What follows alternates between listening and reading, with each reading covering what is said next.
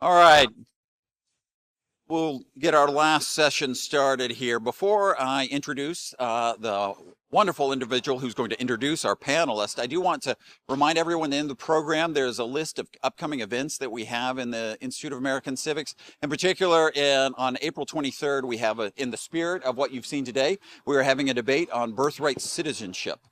Between Vikram Amar and Chuck Cooper, very significant figures in the legal field. So we would, those of you who are nearby and would like to attend, we would love to have you attend that event on April 23rd.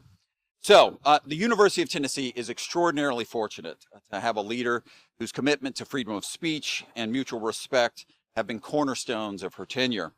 Since taking the helm of the University of Tennessee, Knoxville in 2019, Chancellor Dondi Plowman has championed a campus culture where diverse voices can thrive without sacrificing respectful dialogue. I think you'd be hard-pressed to find a university leader anywhere in the country who has managed the challenges, particularly the ones that we've been discussing today, better than she has during her time at the university.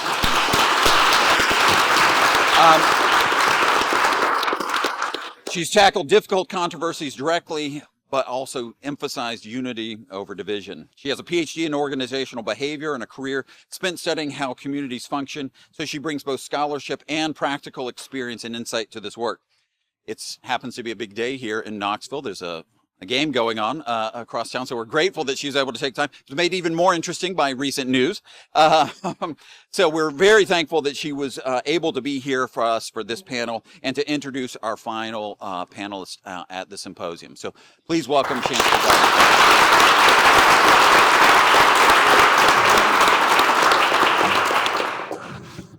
I don't know what he's talking about recent news. What would that be? I will just say this: we stand on principle as a university, and I'm really proud to be the chancellor.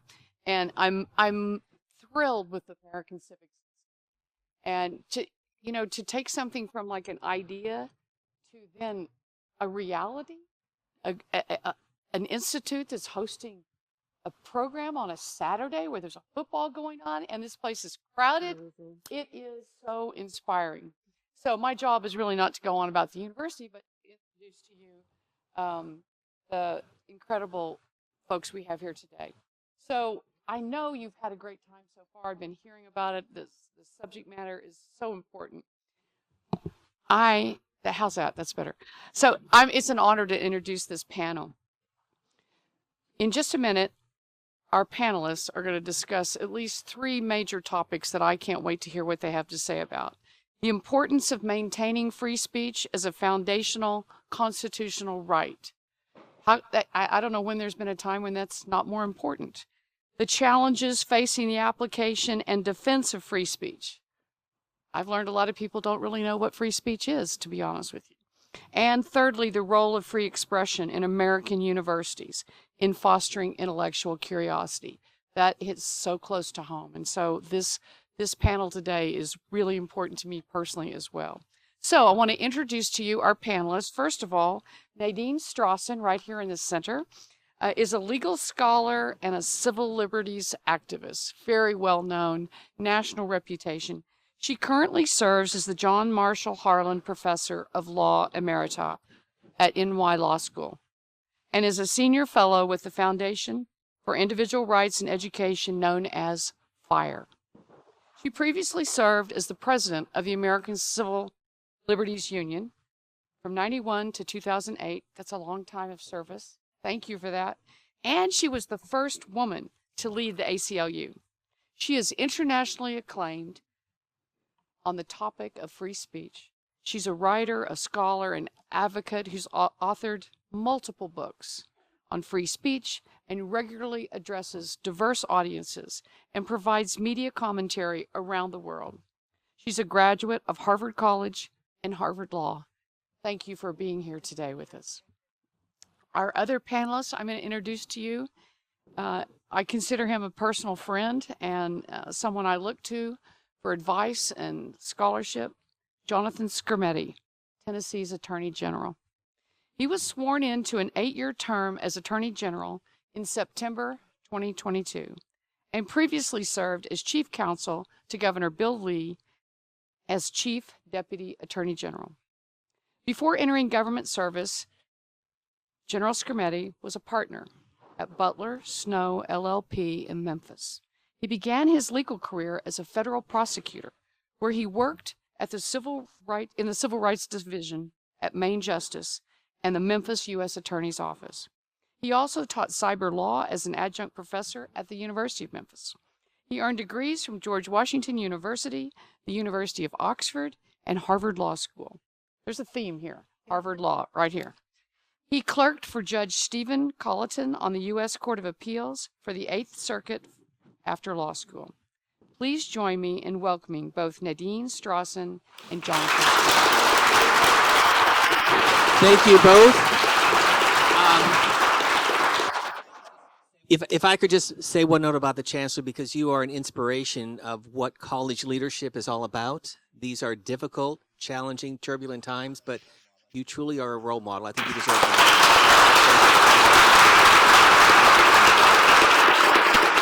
So I thought, I was talking to your former mayor, the former ambassador to Poland here in Knoxville, and he asked about the AP story. So that is where I'm going to begin. But I thought it would be best to begin with your words, because these are what you said, Nadine, at Columbia University. Quote, "Throughout history, censorship has been the most powerful tool to suppress any dissident movement. We have in very real terms," and this is not a political statement, but as the past president of the White House Correspondents Association, reporters at the White House have become under fire. And Mr. Attorney General, what I want to ask you is, when you have an administration that is blocking or banning one of the largest, most independent news organizations in the world that supplies information to 8,000 newspapers around the world, 3,000 here in the U.S., the Associated Press, for one reason, and a reason that Donald Trump has said this is why, because they will not call the Gulf of Mexico the Gulf of America. So for that, they are banned from pooled events, press conferences, and asking the president questions. Is that a form of suppression? I mean, I think you're talking about the allocation of a finite resource, which is the availability of seats in the press room. And whether or not it's suppression, I think the key issue there is you have to give leeway to officials to make decisions and to act, and not everything can be litigated. So I think it's not the most serious sounding move. I mean, you're deliberately provoking reporters who have a long history of covering the White House. But I think in terms of what the solution is, it's an extra legal solution. I mean, it's a cultural issue. It's something that's ultimately determined through democracy and through the voters' preferences. I worry about injecting courts into the decision-making process too much, because that just creates a sclerosis that doesn't let anybody do anything. And so you get these outlier decisions that are very provocative. I mean, the Gulf of America, Gulf of Mexico thing, I think, was engineered to be provocative and a little bit silly, and to create opportunities for decisions like this. But it's on us as the voters to react accordingly. So, you know, there are still a relatively broad spectrum of reporters who are covering the White House. But this is a data point that needs to be taken into consideration. And certainly if the trend continues, that becomes more and more a topic that should be dispositive for democratic decision making. Because I will give President Trump full credit. He is among the most accessible presidents to the media. That is a good thing. Final question on this, and then I'm going to come to you, Nadine. If this goes to the Supreme Court, hypothetically, how do you think what will the court take into account? I mean, I think the main argument against prohibiting the AP will be, you know, the explicit viewpoint discrimination that drives the decision. But I think you've got a court that is very cognizant of the fact that the president has to make a lot of decisions, that the decision-making process, you know, can't be second-guessed too much within the appropriate scope of presidential authority. So I think what we saw under the Biden administration was a great deal of regulatory authority exercised by the president, where there was a lot of legal pushback. but that was within the context of the Administrative Procedures Act, and it wasn't going to core executive authority. A lot of the at least initial pushback against the Trump administration has been over issues that are very controversial, but that aren't necessarily issues that the courts should be deciding. And I suspect that the court will view this in that light. I well could be wrong about that, but I think they'll say when you've got the allocation of limited resources, even if it's a silly reason, you know, we don't want to turn every decision that an administration makes into an excuse for a lawsuit. If we do that, we won't have a president that can accomplish anything. Nadine, again, you have said free speech is among America's most powerful tools. On this particular issue, your thoughts? Well, in some ways, Jonathan, and we agreed we can be on a first name basis, right? Jonathan said it correctly when he said free speech by those of us in the public who are commenting, including critically, on this policy decision by the Trump administration that is, I think, going to ultimately have a very significant force. On the legal question, I just read the lower court decision because a little birdie told me that you would be asking this question, and it's a complicated question. I mean, Jonathan alluded to it, but let me say it even more expressly. What we are talking about is not a right in the abstract. There is no right of any journalist to have access to the Oval Office or to Air Force One. Period. It's a limited forum, to use the legal term, and that means that not everybody can have access. The limitations have to be reasonable and they have to be viewpoint neutral. And as Jonathan indicated, the problem here was that it was not a viewpoint neutral basis for the decision. That said, the lower court decision was quite Solomonic because it said that there is no right of the AP to be chosen from among the fairly limited pool that has access to these limited venues, but they have to be in the pool. So I thought that was kind of Solomonic because it's saying you may not be excluded solely because the president disapproves of your viewpoint, your ideas, but you are also not guaranteed automatic access. The president still has some discretion, which means that ultimately you're not really going to win if your goal is to make sure the AP gets access. And I agree with your point, Steve, that the AP is so important to so many thousands of local newspapers around the country that don't have their own reporter.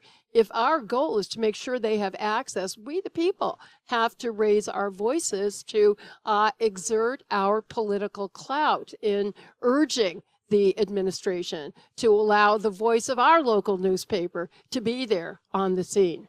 So I'm going to come to other issues, but I'm going to turn to the mayor and the ambassador over here for just a moment. So you brought the issue up. Weigh in your thoughts. What are you hearing? Well, the question is, should the AP reporter be banned from the White House pool? And I think you have to be very cautious as to why you're doing it. Is it solely because he refers to the Gulf of America as opposed to the Gulf of Mexico? And is that it? That is it. Apparently that is it. And I think certainly it was a political mistake in my view. I mean, you ought to welcome reporters of different points of view. Was it a legal mistake? Well, we'll find out. I think it's clearly will go to the U.S. Supreme Court. And I personally think he should be allowed to stay. You shouldn't censor someone because he didn't agree with your renaming of the Gulf of Mexico to Gulf of America, or Denali in Alaska is now Mount McKinley, even though the two Republican senators from Alaska have introduced legislation naming it Denali. This coming from the guy, who were your college classmates at Yale? Who were your college classmates at Yale? Well, a year behind me was a young man named George W. Bush, between the 43rd president. And a year ahead of me was a person who aspired to be president but didn't make it, named John Kerry. How's that for bipartisanship? But I want to say, you know, with all due respect to the esteemed Ambassador Mayor, it is not censorship to make a decision that a certain platform that's not generally available to the public should not be available to a particular speaker. I am so thrilled and honored to be here, but I don't have a constitutional right to speak here. And if I had not been invited, I wouldn't have a claim to call it censorship. Well, we're glad you're here. So thank you for that, Mr. Ambassador. Mr. Attorney General, first of all, I applaud you in the state of Tennessee for placing restrictions on what people, young people, can see or can't see on social media, because there's a lot of crap out there. There's a lot of pornography, but you had to deal with the issue of free speech. So walk us through how you navigated the debate that makes perfect sense, especially to parents, but the other argument, whoa, whoa, whoa, you're cutting away the First Amendment. Yeah, I mean, the argument against restricting pornography access and social media access for kids is you're going to unduly burden access for other people. And to lay out the position in its most basic form, this stuff is really bad for kids. They're particularly influenced by it, right? I mean, kids' brains are different than adult brains. That's why we have juvenile courts. That's why we have mandatory school laws. If you're under 18, you're not expected to be in the same position as an adult in a variety of respects. And there's a lot of evidence out there of just how damaging basically everything on the internet is for children. There's a lot of bad stuff out there. And so, you know, it's a bipartisan issue. The Protect Tennessee Minors Act was passed unanimously. I don't know if Senator Massey back there is the Senate sponsor of this legislation. Unanimously passed. How often does that happen these days? Because everybody recognizes that there is some really, really messed up stuff that shouldn't be immediately accessible to kids. And so the argument is, if you're an adult, it is still very easy to access this stuff. If you're a kid, there are still ways around it, but there's at least a speed bump there that limits kids' access and makes it harder in a way that is really fundamentally important to protecting the integrity of their ability to develop as people before these extremely damaging influences get into their brains. So again, you and the senator over there on the front lines, how did you navigate, again, that argument of free speech? What did you tell those opponents that said, no, you can't do this, if you face that? I mean, the argument is any adult can still do it. And as the technology continues to improve, the gatekeeping function will be more and more and more seamless. But even now, it's totally feasible. And you're not restricting anybody's speech. All you're doing is trying to make sure that the speech is going to appropriate audiences. You don't let kids into strip clubs because that's not an appropriate place for kids. When you're talking about the equivalent in online content, there should not be a legal obstacle to having the same sort of restrictions on access. And Nadine, related to all of that, and you write about that in your book, which is available to many of you, is balancing free speech versus hate speech. How do you strike the balance? Well, I'm just going to say one word about the subject that Jonathan just talked about, which, just so you know, there is a different perspective, which so far is the leading perspective on the United States Supreme Court as a result of a case that the ACLU won when the internet was new, called Reno, as in Janet Reno, Bill Clinton's Attorney General, versus the ACLU. And I knew this topic was going to come up, so I brought a present for my new friend, Jonathan. This is a book that I wrote back in the early 90s when there were, as there always are in this country, from all ends of the political spectrum, attacks on sexual expression using that stigmatizing term pornography, which has no legal definition. So I wrote this book, and 2 years ago, NYU Press contacted me and said, we'd like to republish the book because with new laws like the ones in Tennessee and around the country and attacks on library books and curricular books, basically anything controversial to do with sexuality, including gender identity, is being disproportionately targeted. Can we republish it as part of the NYU Classics series? So Jonathan, I'm so happy to give you your own personal copy of defending pornography, free speech, sex, and the fight for women's rights. And I Wow. Oh, okay. So before we get to the hate speech question, you want to respond to what Tennessee has in place? So both of these, I think and I'm speaking constantly about the speech that is the most controversial. And in the recent past, and for much of American history, the most controversial types of speech are pornography or sexually oriented expression, hate speech, and disinformation or misinformation.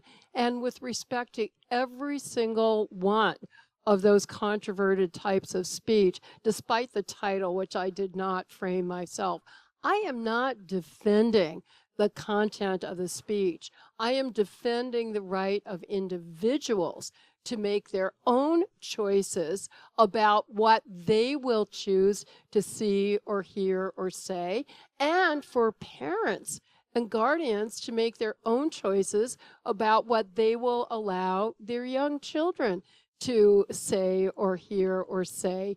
These inevitably subjective terms, hate is an emotion.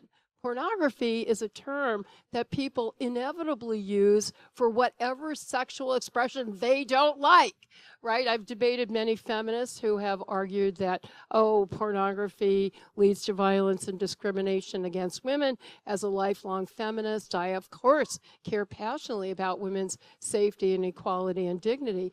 And they use the term erotica for the sexual expression that they see as positive. And I literally asked one of these advocates of that form of, restriction, well, how do you distinguish unprotected pornography from protected erotica? And she literally said, what turns me on is erotica. What turns you on is pornography. And, the same thing about hate speech. If you follow the use of that epithet, you will see that it is used for diametrically different expression, whatever is hated by the person who uses that term. So the Black Lives Matter movement, I happen to consider that advocacy to be the antithesis of hate speech. It is seeking to overcome racial discrimination and stereotyping. And yet we have powerful politicians who say, no, that advocacy is hate speech. It's hate speech against white people. It's hate speech against police officers. Same thing about disinformation. Donald Trump calls something fake news. Maybe you think it is disinformation, but a lot of other people think, no, that's the gospel truth. So for me, the question is, what is the most effective way to protect all of us against whatever we consider to be dangerous expression that we do not want to adhere to ourselves because it will lead us down a rabbit hole or it might lead us to have negative ideas. And I think I agree with the Supreme Court. That's the most important thing. The Supreme Court for almost 100 years now has basically been saying even though speech can be very harmful, it is even more harmful to entrust a government official with serving as a gatekeeper to make these determinations for every single one of us and for all of our families. So if I could, let me put a pin on this because I live in Virginia. My daughter just got her license at 16 and a half. That is the rule in the Commonwealth of Virginia. If you want to drink, you've got to be 21. Do you support or oppose restrictions on what teenagers, young children can see on the internet? Erotica, pornography, whatever you want to call it. Should there be restrictions? I think that there should be restrictions, but the question is who imposes the restrictions? And my view, and so far the view of the United States Supreme Court, again, much more importantly, is that the restrictions should be imposed at the user end by parents, by guardians, by teachers, by schools. In other words, that the restrictions should be on the device, not at the source of the information. And by the way, not only is that more respectful of individual freedom and of parents' rights to raise their own children, it's also more effective because, as Jonathan candidly acknowledged, there are all kinds of ways for kids to get around these laws, right? They can use, I don't need to tell you, you know the ways right? It's the law of Tennessee is not, with all due respect, not the law around the world. And kids are going to find ways to get access to this information. So far, the Supreme Court has said that parent end, receiving end controls are not only more consistent with adults and minors' free speech rights, but they're also more effective in effectuating the parent's decision not to let the kids see certain things. Your response. I mean, to the students here, you have parents. Who figures out all the settings on the technology in your house? I mean, usually the parents have a pretty steep hill to go up to keep up with this stuff. So are you saying our teenagers are the IT advisors in the family? that is often the case. I mean, in theory, I think having a parent-oriented approach is the most appealing, but I think it's impractical. And given just what's out there, I mean, this isn't a matter of seeing like a naked person. This is like, violent incest rape content that's just ubiquitous. For a 10-year-old to stumble on that, it can have such a horrific impact on their formation of identity and their sexual identity and their approach to relationships going forward. I mean, kids are resilient. It doesn't doom them necessarily forever, but it's a real problem. And given the scope of it and the availability, I'm, at least happy to take another shot at the Supreme Court. We'll see what happens in the Paxton case. But it is, there has to be a very compelling reason for the government to act in this way. I feel like this is one of those areas where it is sufficiently compelling. This is so interesting. I want to underscore it for the audience. I think we are agreeing on the principles. We're disagreeing about the facts and about the technology. That, first of all, the legal standard is that government has to use the least speech restrictive approach that is effective in dealing with the problem. And so some of us say, well, this law, it's well intended, but it's not effective, and user end devices are, and you're saying the opposite. But I think that's really interesting because in law school, we often focus on the principles and legal theories, but really the facts and the evidence, and in this case, the technological facts and facts about who can evade which laws are really going to be determinative. 61 years ago, the New York Times v. Sullivan, a landmark Supreme Court ruling, defined actual malice. So you're a public official because you are in elective office, so you're a public figure. You're a public figure. Bill Flores is a public figure. Celebrities are public figures. So it had to be a higher bar to determine whether or not they could be held liable for what they're writing about. And that is now about to, we think, come before the Supreme Court. Give me your thoughts about the ruling in 1964, New York Times v. Sullivan, and potentially what we could face in the coming months or years. There's been a lot of talk about revisiting New York Times versus Sullivan. I think it's really dangerous. I mean, they're Why is it dangerous? Because people need to be free to criticize, and when you start trying to identify the lines of what criticism is valid versus which is not. I mean, I've had insane things said about me on the internet, right? No. People are really mean these days, it turns out. But it didn't even cross my mind to try to sue anybody. I mean, you just roll your eyes at it. And, there's more and more very granular factual information being pushed out there.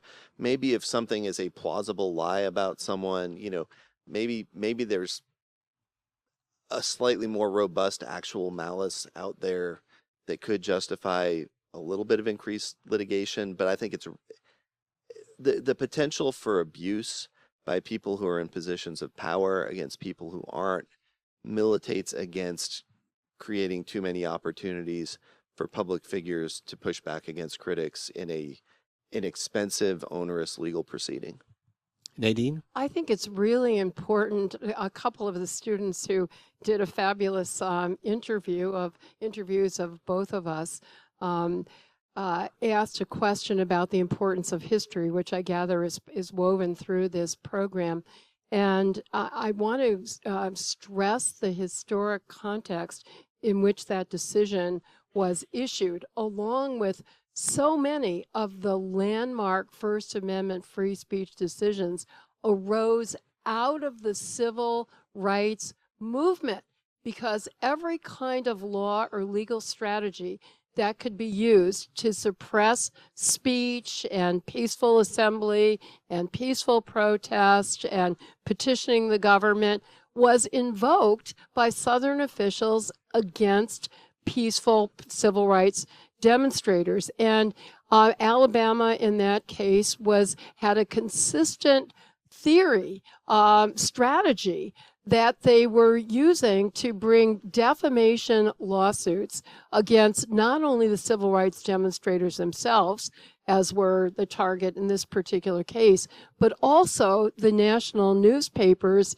and other national news sources that were covering the civil rights movement, winning enormous damages for even tiny factual inaccuracies. So the ad that was the topic in the Times versus Sullivan case itself, the ad on behalf of Martin Luther King's civil rights movement said, oh, these student protesters were singing My Country 'Tis of Thee. It turned out they were singing the Star-Spangled Banner instead. I mean, completely trivial factual errors, and that resulted in hundreds of thousands of dollars of damages in a series of lawsuits that would have stopped the New York Times and other national media from covering the civil rights movement, which was really essential to build support for the 1964 Civil Rights Act. So I think it goes back to that first quote of mine that you read, Steve, that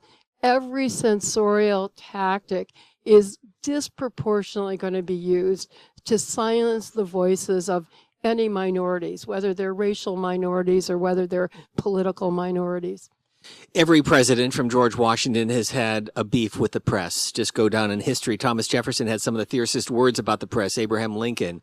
One of the themes that we've been talking about here, Howard Baker, who put country ahead of party and principle. And Mr. Attorney General, just looking back at history, and I'm sure you've studied this, and we all who are old enough to remember lived through Watergate. As tragic as that was politically, and it was a political tragedy on a whole host of fronts, Nixon ultimately did the right thing by resigning. The press did the right thing by holding a president accountable. And Congress, most notably Republicans, did the right thing by putting country ahead of party, principle ahead of politics. How important was that as you look back now 50 years to perhaps where we are today in our country? I mean, Watergate was the lens through which everybody saw everything when I was growing up. So when I learned about politics, it was all, downstream of that. You were worried about too much federal power. You wanted more transparency. Everybody just bought into this. You needed an aggressive media that was vigorously investigating.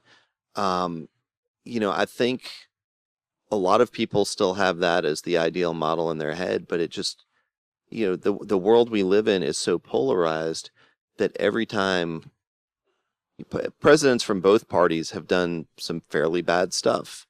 You can argue about just how bad it is, but there's been material that should be subject to a lot of criticism. And depending on the outlet you're looking at, you see a lot of polarization in media coverage. And it's undermined the trust in the institution of the press. And I think this was severely exacerbated by the duopoly of Meta and Google, as they took in so much advertising revenue that used to go toward funding reporters, funding local news. And so the resources available to the press have declined as the public's become more polarized, more critical of the media instead of the subjects of the media. So we're losing our ability to be principled because of the polarization, not just in the politics, but in the coverage of the politics. And I think that's ultimately disastrous for the country because you need some sort of neutral accountability mechanism. And so for one of the things that we need to do as a country going forward is restore faith in institutions, including especially the press. But I think that has to come from a reckoning of where shortcomings have happened in the past and constructive dialogue about how to avoid that. But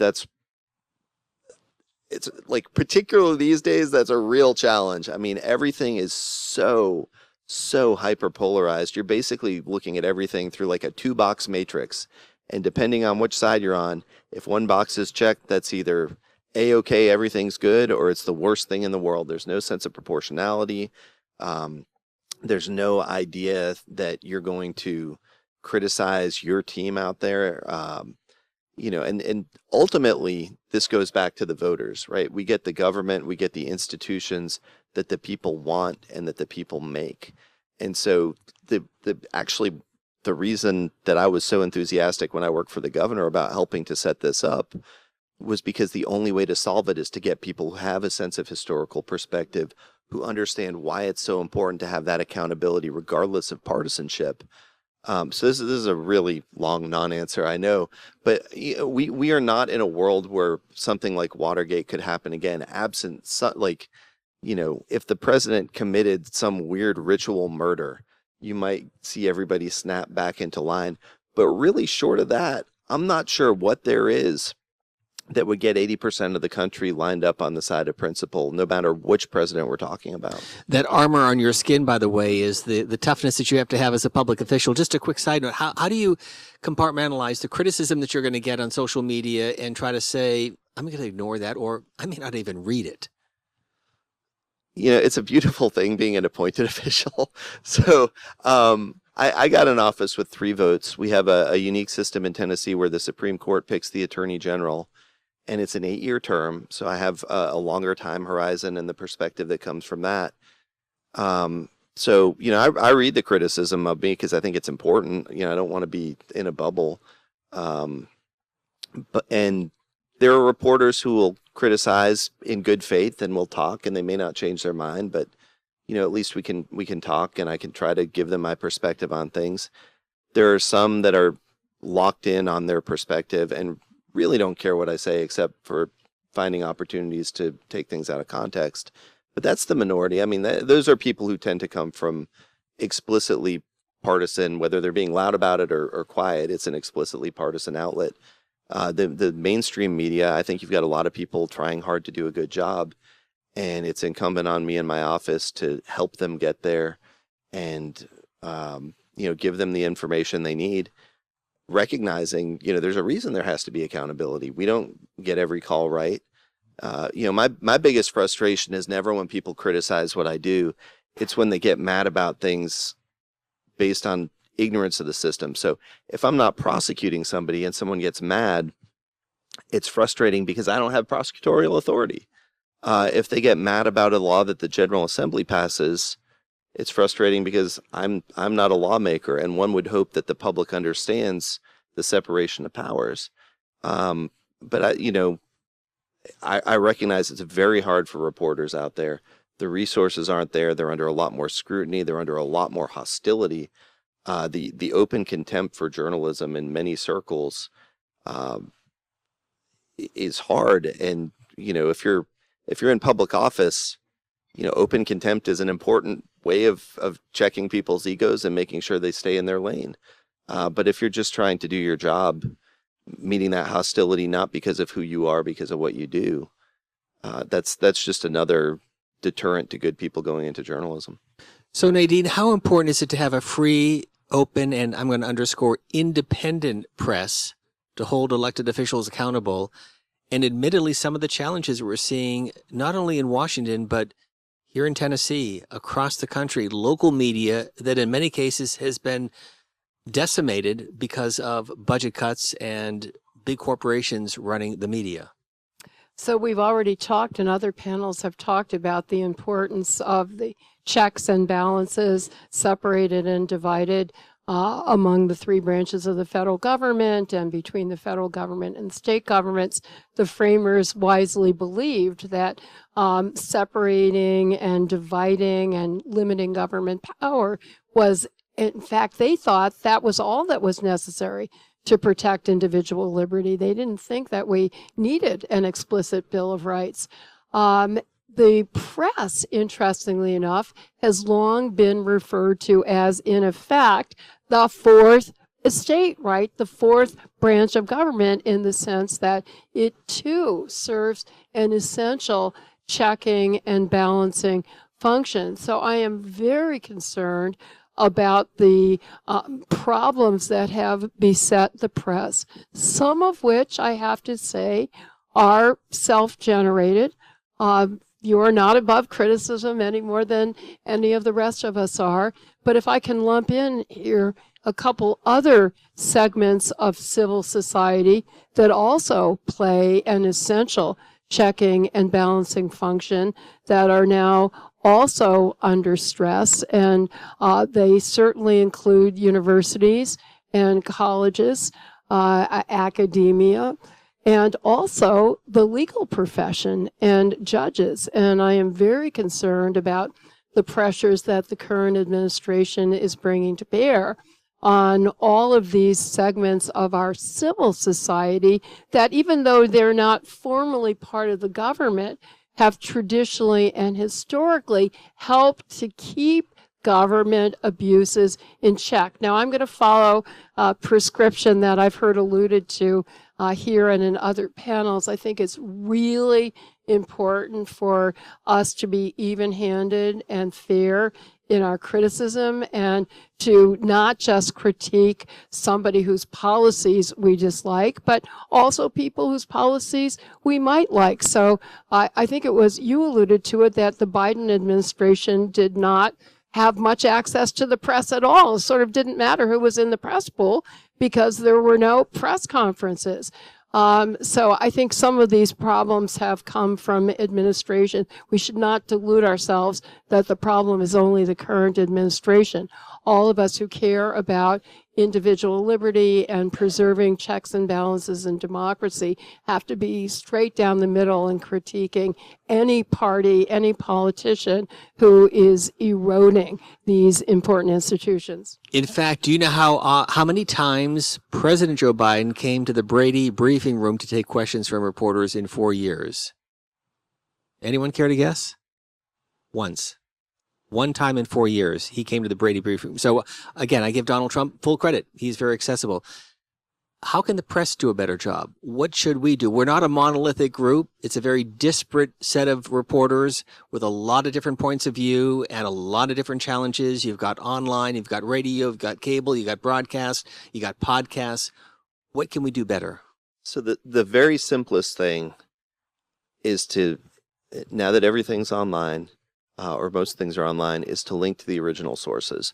And that validates in people's minds, or it gives them a chance to hold the press accountable. So if there's a report on a court case and there's an opinion that comes out, there's no reason not to have a link to the case embedded in the story at the end, so that anybody who wants to learn more can go to the original source.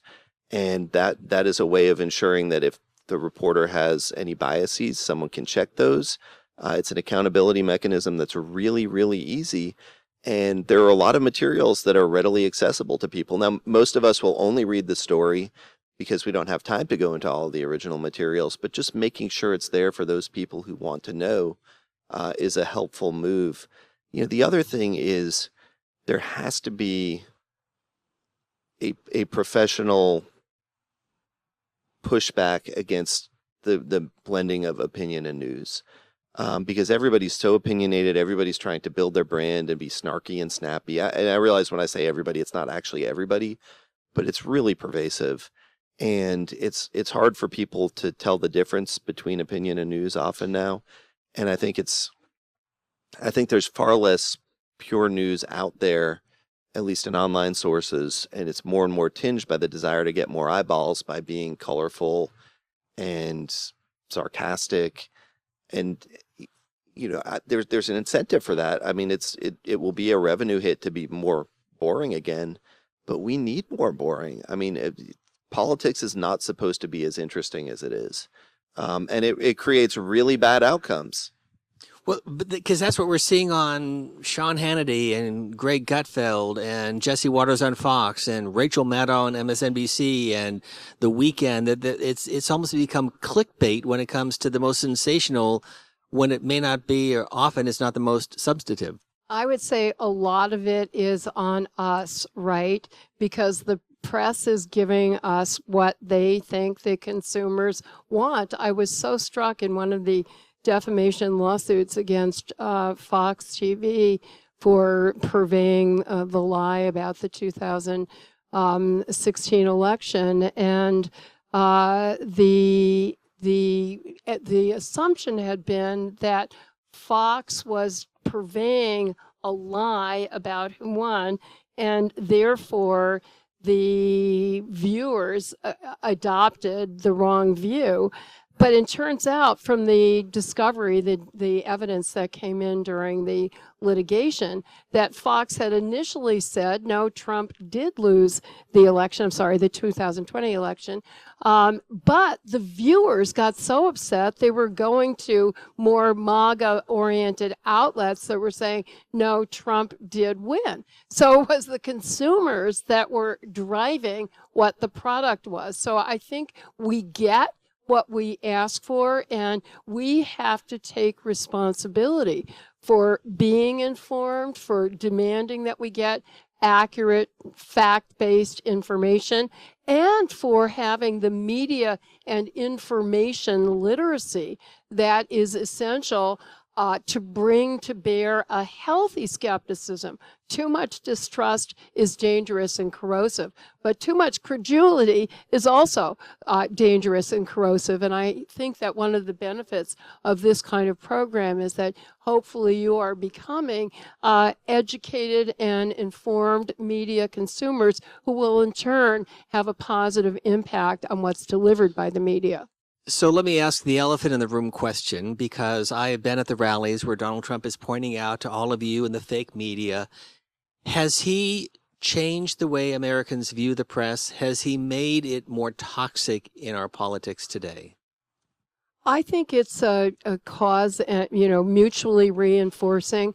I think if you look at, you're probably much more familiar with the details, Steve, than I am, but my understanding is that public distrust of the media has been going down for a long time. And Donald Trump very artfully built upon that so it has become like a vicious downward spiral. But I'm also very critical of some of the media outlets that I traditionally have relied on that I do not anymore as much. And to name Such names, as? I was going to say, to name names, the New York Times and National Public Radio, because they have for the issues that you are familiar with, you understand that you even going to the sources, I don't know, is enough of a solution, because even in terms of what stories they cover and what they don't cover, what sources they go to are so slanted. So National Public Radio yesterday did a big segment on academic freedom, and the major expert that they interviewed was Ibram X. Kendi. You know, he's an expert on anti-racism, but I would not consider him an expert on academic freedom. So I think that the media has to do a better, and this gets to your point, Jonathan, that some of the major journalism schools now and some of the staff, younger, especially staff journalists at these prestigious institutions, are bragging about blending news and opinion. They're saying there is no such thing as truth. There is no such thing as objectivity. Well, of course, we are all flawed human beings. We cannot really arrive at the truth, but I think we have to strive for that as our guiding star. Now, I don't want to put you on the spot, Madam Chancellor, so you don't have to come up if you don't want to, but I'm going to ask the Attorney General a question. If you want to weigh in afterwards, feel free to do so, because free speech on college campuses has been a huge issue. How do school administrators, how do students, how do faculty How do we navigate through all of this? I mean, I think there are some pretty clear guideposts out there. Like, you're allowed to say whatever you want. You're allowed to express whatever opinions you want. You're not allowed to do things like encourage violence. You're not allowed to, under specific circumstances. I mean, you could talk about violence as a potential solution to problems. You're not allowed to incite violence against individuals. You're not allowed to threaten people. There may be some Title VI ramifications depending on how you express certain opinions in a campus setting, but like the ability of people to think things through, to make mistakes, to learn, to interact with each other is absolutely essential for the functioning of both the university and any sort of democratically governed people. And, disagreement is not something to be tolerated, and we shouldn't say, oh, we're so great because we have a republic that can do this. Disagreement is the beating heart of democratic interaction. You have to be disagreeing with people. You have to be able to articulate your position, to poke holes in their position, and likewise let them poke holes in your position. That creates better outcomes for everybody. If all you're doing is yelling at each other and limiting what other people can say, you're losing the accountability mechanism that is built into it that makes the whole thing work. And so colleges need to be the place where we learn to do that so that we can be good citizens going forward.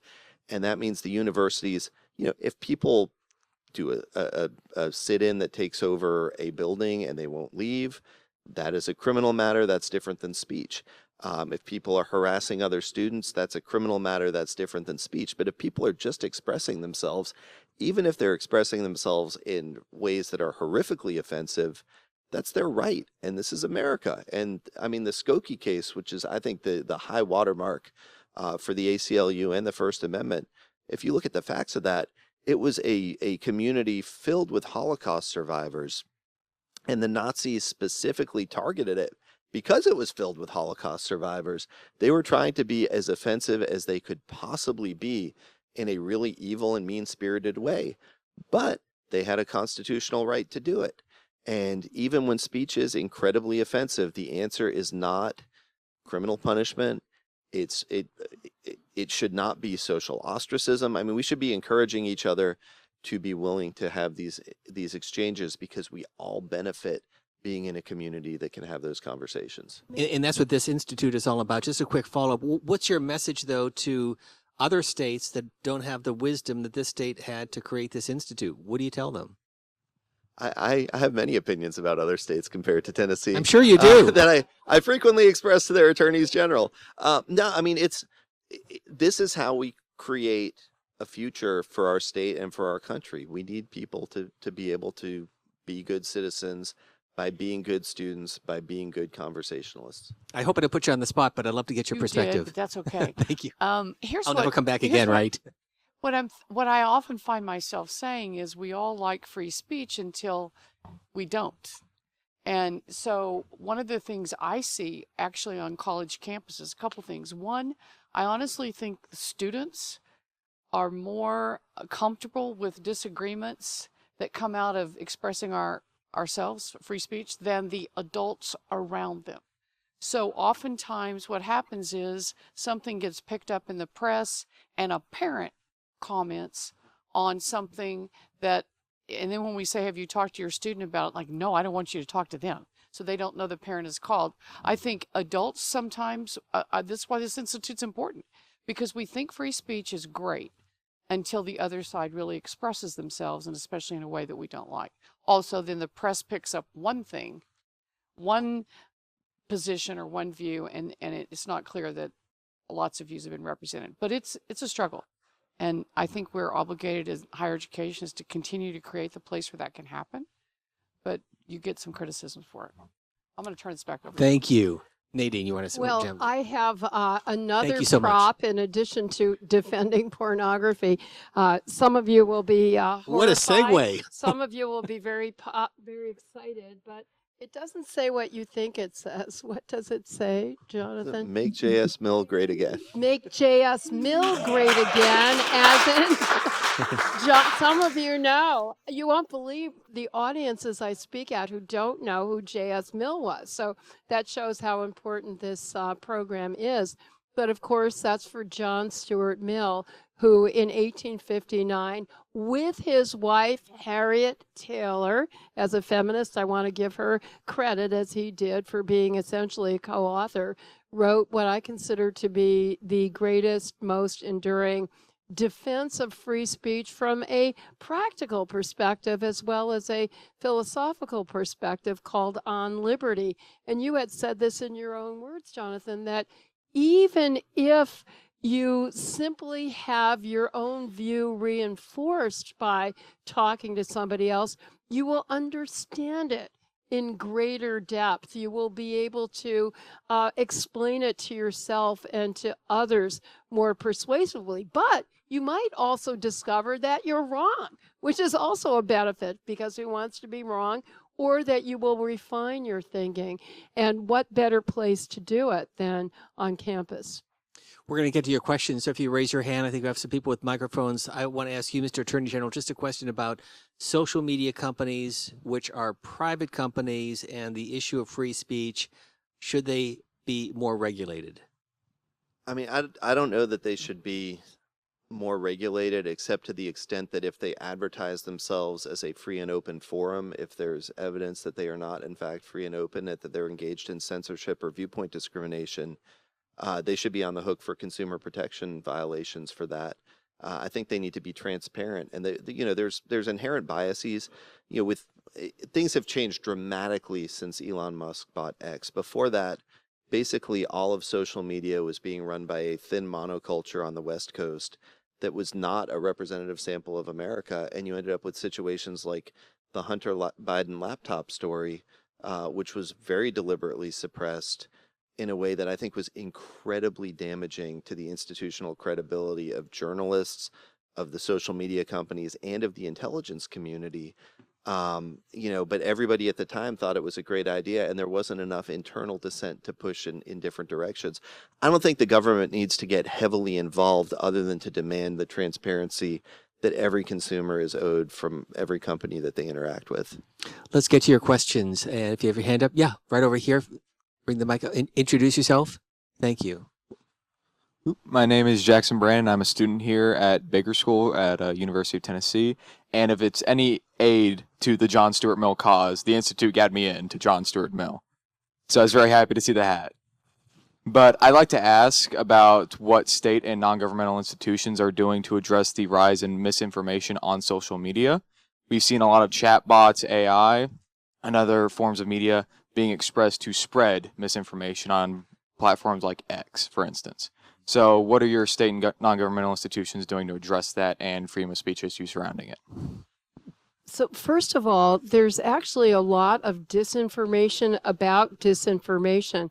I don't know what research you may have done, Jackson, but I've done a lot of looking at research that has been increasing on the part of many universities that have internet institutes, and there are a lot of international collaborative studies. And I recently read a meta-study of the studies that was done by an institute at Vanderbilt University called The Future of Free Speech. And it was looking at international studies. And their conclusion, and I'm not saying I'm subscribing to it, I didn't fact check, but it's so provocative. Their conclusion was that people who get their information online are actually getting more different sources of information and more different perspectives than those who get their information offline.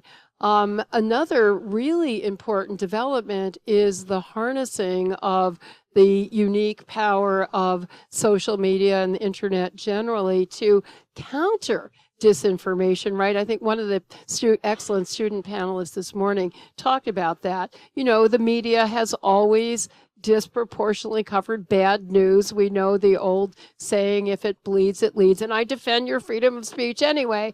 But I think there tends to be this kind of positive development of AI programs that are specifically countering disinformation. I read one study recently about, I think it was they called it the Rebut Bot, and is able to tailor counter speech specifically to individuals, because each individual will have a different reason for believing a conspiracy theory. And then one other really interesting program that came out of Carnegie Mellon University to help students or other people, but they start with students, discuss really controversial issues in a civil way. And the sample model that I saw, and you can go online easily and find it, was over Israel-Palestine.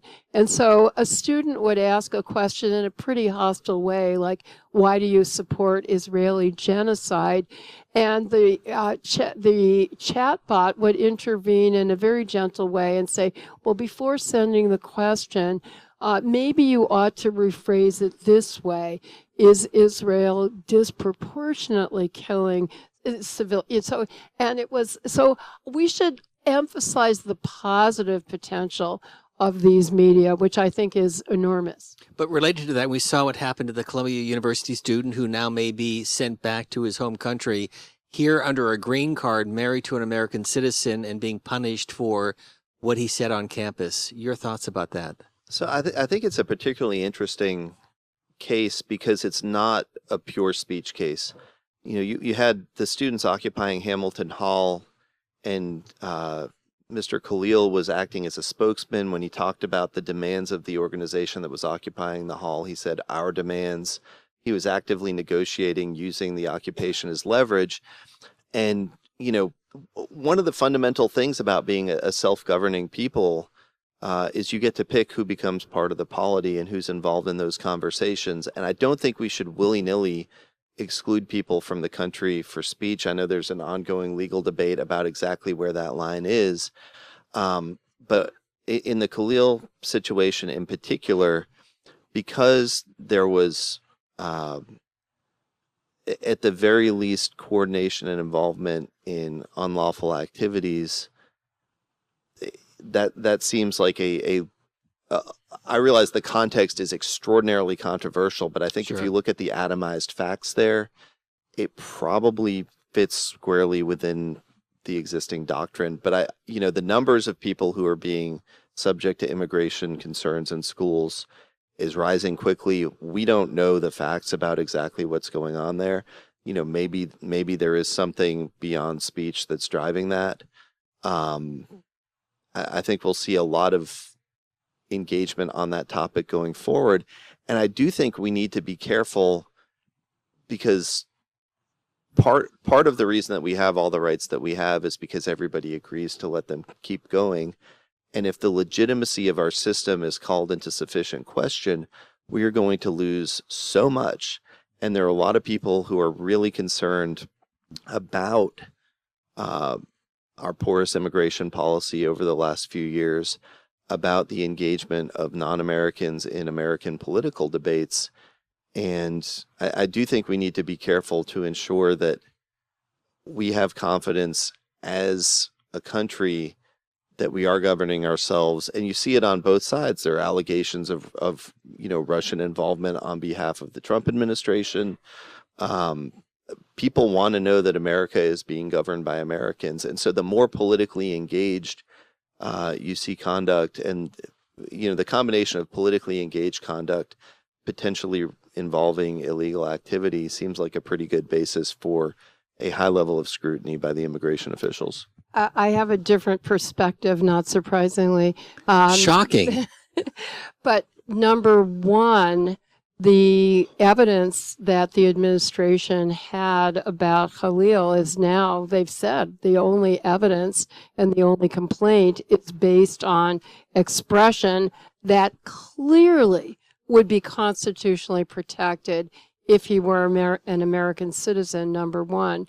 And number two, we have Supreme Court precedents going back to the early 1940s involving the then suspect immigrants who were communist labor organizers, in which the Supreme Court said that even a non-citizen, indeed, even a non-citizen who is not here lawfully, has the same First Amendment protections that a citizen does with respect to criminal prosecution or civil legal liability. The only issue, and that is up for grabs, the Supreme Court has not addressed it since a terrible decision from my perspective in the McCarthy era. The only issue is, even if somebody could not be criminally prosecuted, a non-citizen, may he be deported? And because of this old Cold War McCarthy era case where the Supreme Court said the executive and Congress to some extent have plenary power over deportation. And I understand Jonathan, as a great advocate, has given the rationale for having control over your borders. But, as a completely patriotic American who fully understands that national security and personal safety are essential prerequisites for protecting your life and your liberties, so I see these values as being mutually reinforcing.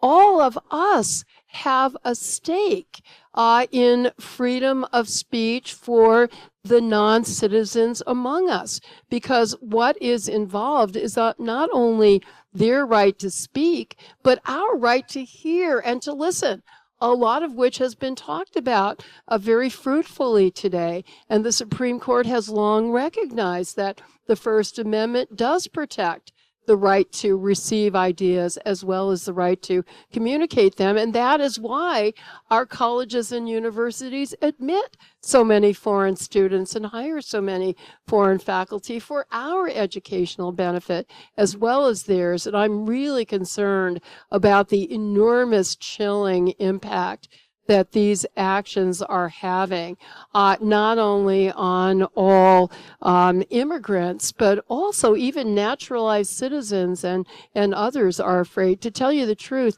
I regularly speak to the press. I enjoy doing it. I'm not an elected official, so that's different. And in the recent past, including as recently as yesterday, I've gotten a question that I've never gotten before. At the very beginning of the interview, I am asked, do you feel comfortable having this interview on the record? And I'm just flabbergasted that the assumption is that there's such fear, there's such a chill that you may not want to be publicly identified in saying something that might be critical of some administration policies. Thank you both. Both very thoughtful arguments. We have about 10 more minutes, so let's get some more questions right over here. Yes, thanks. Hi, my name is Sophia Bernard. I'm a student at the Baker School, and I have a question about the censorship of certain topics. So within a lot of schools, we're seeing books being banned pertaining issues to race, discrimination, LGBTQ culture, sexual identity, etc. But also with the National Scientific Society or the National Scientific Center, they released a list of banned words that they can no longer study with federal grants. So this includes bias, women, Hispanic culture, or Black culture. So it feels like these specific topics are being suppressed, or we're no longer able to discuss them freely. Yeah, so I haven't seen the list. I do worry, I think it's evident to everybody that there's been an ongoing effort to politicize higher education, right? That this is not a made up thing. When you look at the ratio of Republican faculty to Democratic faculty, it's like 1 to 100 in many areas. And that is a wildly disproportionate percentage. And so I think you see the administration trying to undo something that took generations in a very, trying to think of a good adjective here, and my vocabulary is failing me. They're trying to move very quickly to engage in an area that is very nuanced. And so you see things like the Tuskegee Airmen exhibit being taken out of the military museum and stuff like that I think is, outside the scope of what any reasonable person would want. With respect to schools specifically, this is an area where even Justice Brennan recognized that school libraries should be screened for what is age appropriate and educationally suitable for kids. But the people who should do that are the local officials. They're the ones in the best position to make determinations about what is available to kids. And that's just school libraries. That's not regular libraries. I think we're going to see a lot of litigation in this area.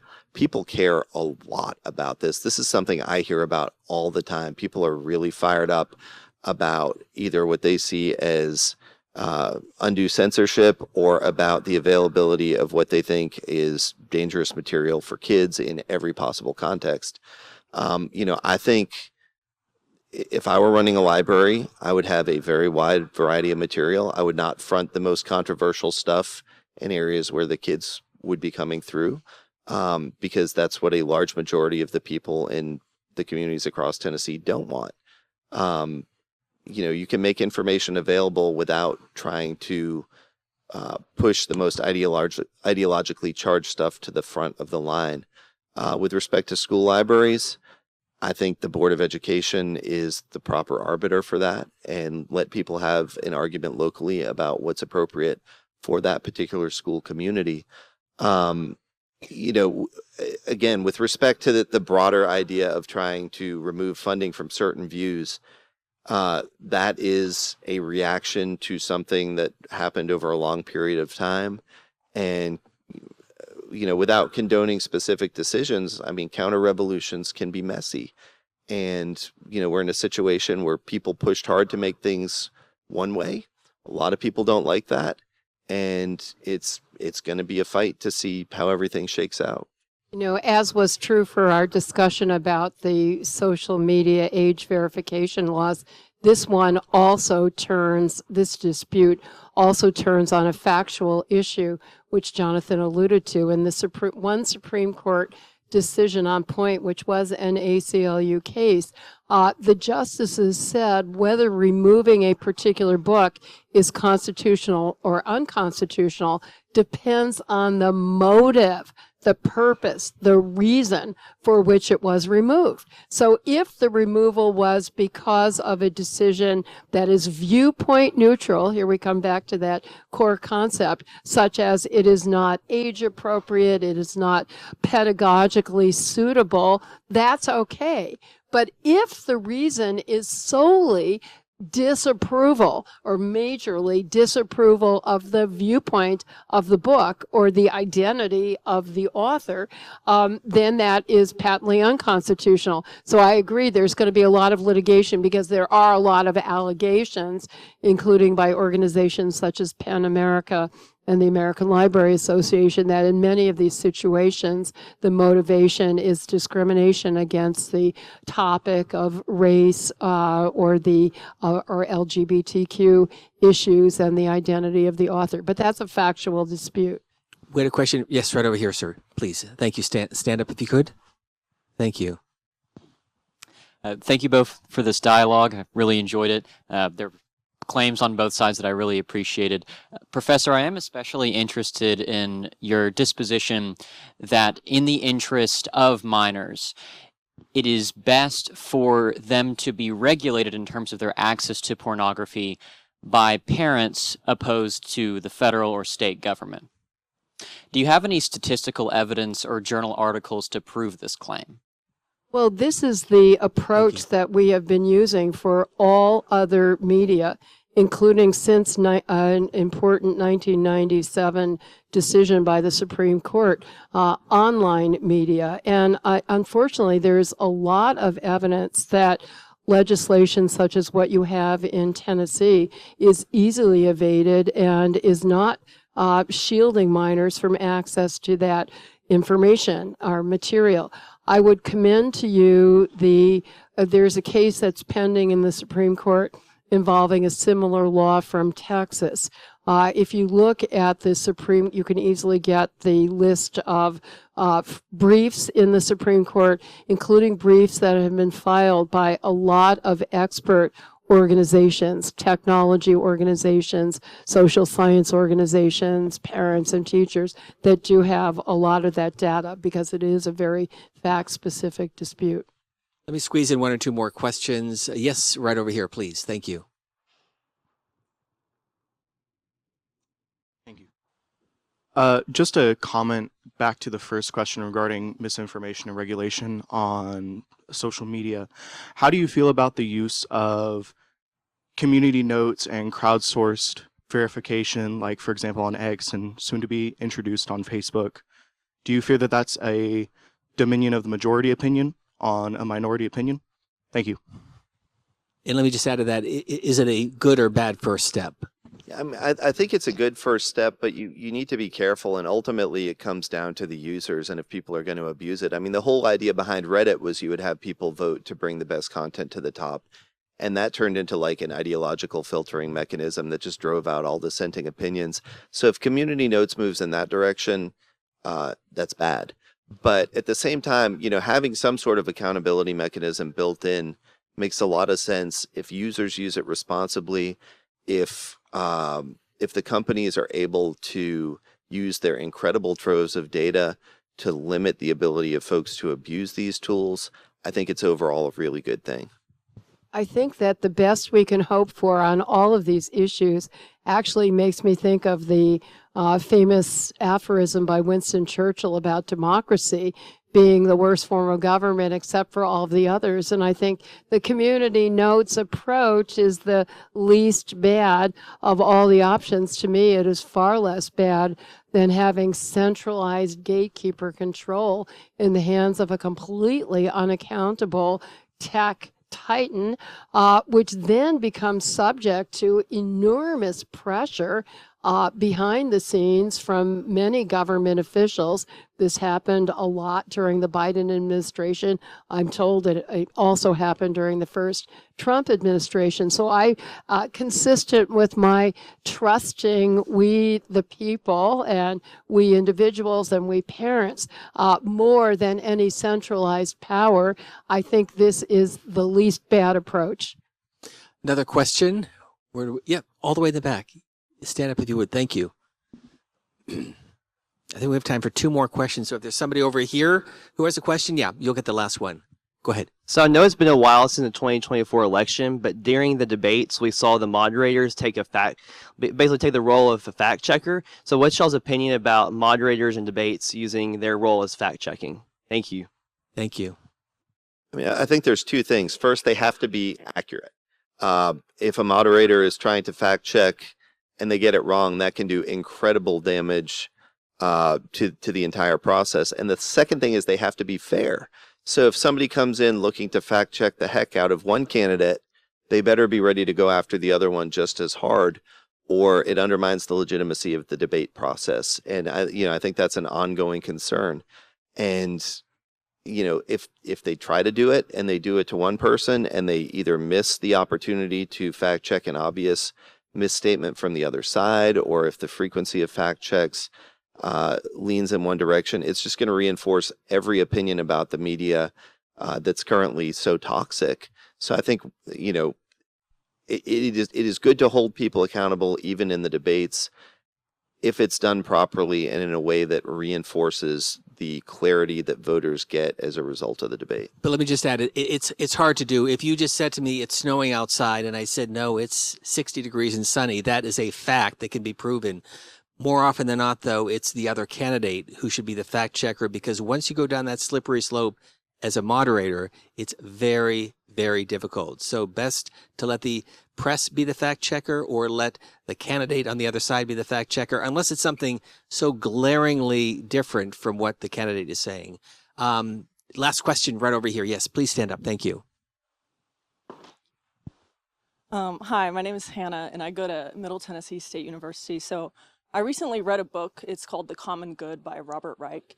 And in it, he pointed to Watergate, which you pointed to, which you discussed, as well as Robert Bork's failed Senate vote as an example of turning points in American politics. He specifically discussed Robert Bork's Senate hearing as, quote, scorched earth ideological warfare, because the Democratic Senate just went after what his stances were on things like civil rights and things. And so he said that these were turning points in American politics because ever since then, public trust in institutions, which you also mentioned, has degraded significantly.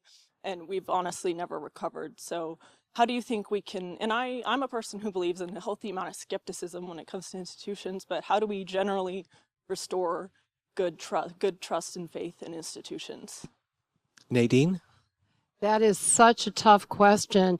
I'll stay with the judiciary, Hannah, because that's kind of my area of expertise as a lawyer and law professor.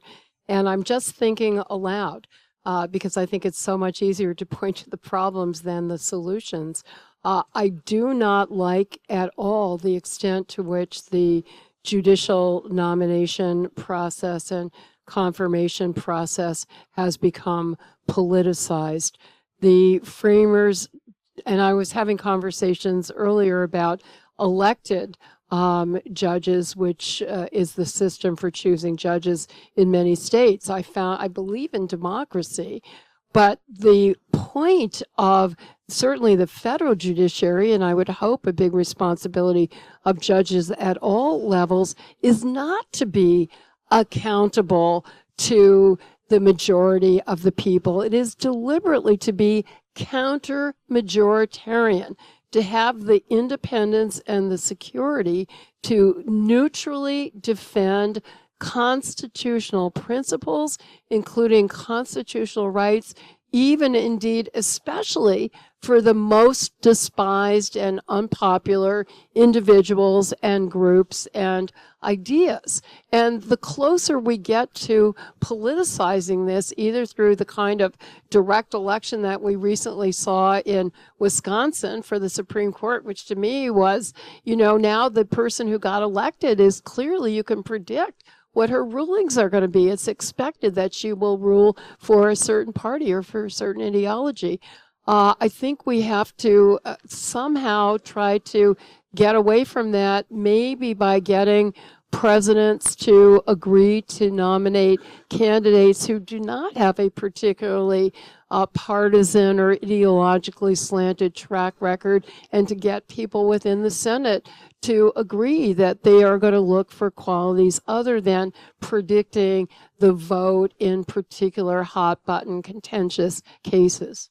So I have a final question for each of you. I do want to thank the Chancellor and all of you for coming today. I'm not sure if the Provost wants to come up with some final words, but I want to thank him for putting this together, and Elizabeth, who's one of the unsung heroes who organized all of this, and all of you for being here.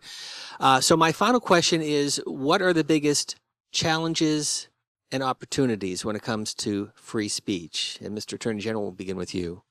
So the opportunities are limitless out there. I mean, we are at a low point in modern American history for a lot of things, and free speech is one of them. We had many efforts over the last several decades to limit free speech in significant ways. I mean, the whole concept of hate speech on college campuses has been incredibly damaging to the ability of people to disagree constructively. So the opportunity is there to model, as the Institute is doing, as the university here is doing, to model interaction where people can disagree without worrying about the content of what they're saying, where they can constructively engage with one another. The challenges are, people are acculturated to not like the ability of people they disagree with to have a platform.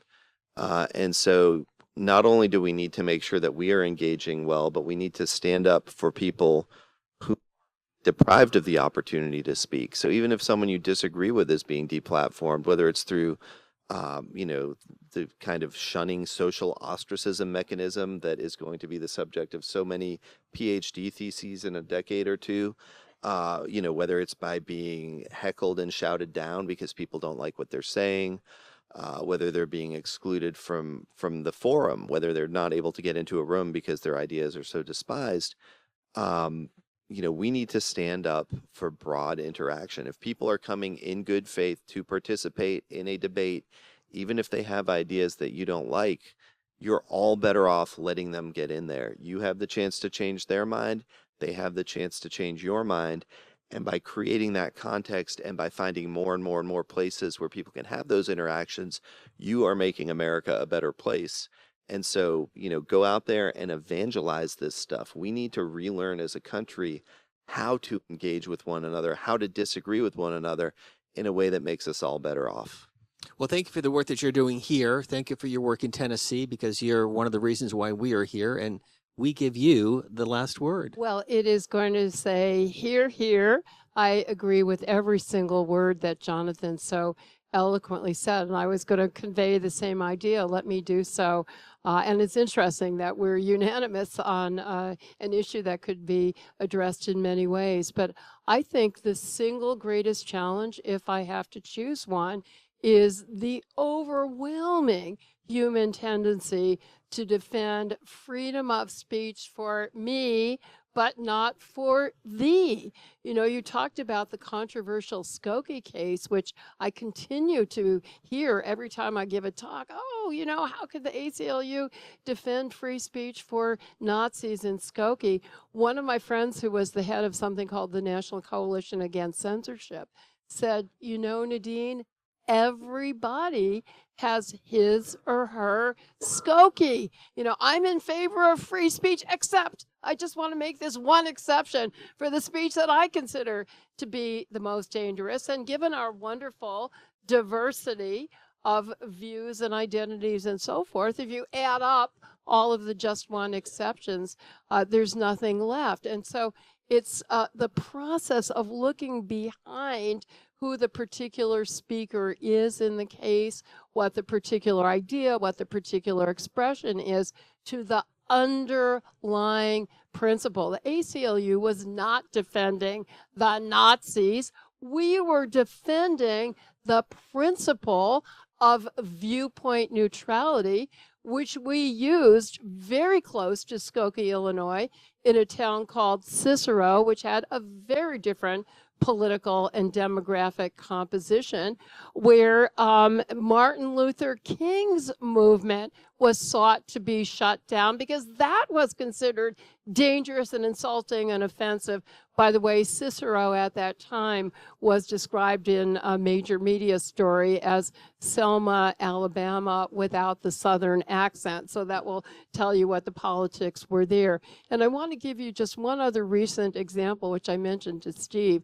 A couple of years ago, the ACLU went to the Supreme Court to defend free speech for the NRA, the National Rifle Association. Many ACLU members hate the NRA and were irate that the ACLU would defend their free speech rights.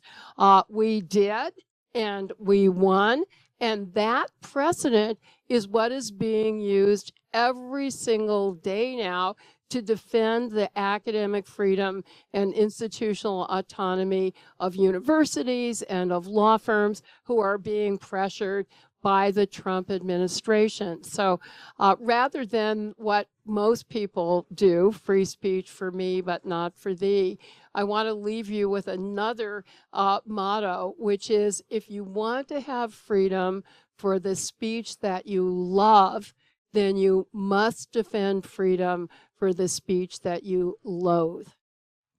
To both of you, thank you very much. To all of you, thank you for being with us. And to the provost, we'll give you the final word. The provost is over here. I have been involuntarily promoted to I want to You thank look like a provost. No, oh, please, no.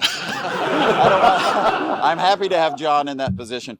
We are just, again, so delighted that you all have all chosen to join us here today. We think this has been a wonderful event. We look forward to having future symposia for undergraduates that you will join us at. I do want to thank this last panel. I will be brief. We believe that it is part of our mission at the Institute of American Civics to model the deliberative and civic virtues necessary for constitutional democracy to function. Thank you for demonstrating that this afternoon. Have a wonderful afternoon. Thank you.